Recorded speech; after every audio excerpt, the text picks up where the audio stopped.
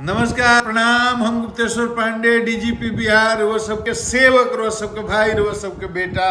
बिहार के बचावे के बा, बाउंस बैक बिहार शुरू कैले बा लोग, हमार भाई लोग सबके बहुत धन्यवाद। बिहार के बचावे खातिर शुरू कैले बा लोग। कोरोना कोनो मामूली बीमारी नहीं के, छुअला पर ना, जैसे कहावत एगो बा, सटला तो गैला बेटा। सटहू के जरूरत नहीं के, 1 मीटर पहले ही से धर लेता, मुंह पर मास्क लगा के रखी।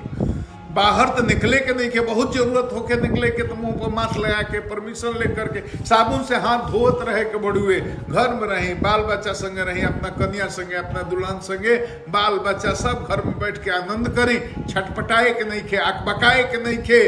समय कट जाई, 15 दिन 20 दिन ठीक से हमनी के बिहार के बचा ले जा, तो बिहार मान जाई, हमनियों के बात जाए जा। सरकार पुलिस के झंझट मत करब जा कहूँ, डॉक्टर से झंझट मत करब जा कहूँ, मजदूर भाई, किसान भाई, सब पढ़ल लिखल विद्वान भाई, सब समाज के हिंदू मुसलमान भाई, सब लोग से हमारा दिहोरा बा कि बिहार के बचाव में हमारा सहयोग करेंगे। प्रणाम बा, प्रणाम बा, सब लोगों के बहुत बहुत प्रणाम बा।